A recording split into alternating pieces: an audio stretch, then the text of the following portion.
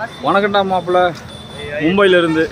ஆயா ஐயா ஓப்பனிங்கில் ஆகிங்கிறீங்க.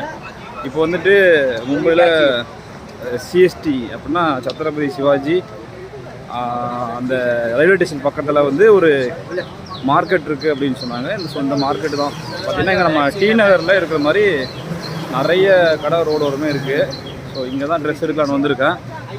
ஸோ ட்ரெஸ்ஸு அதை வரேன் பாய்.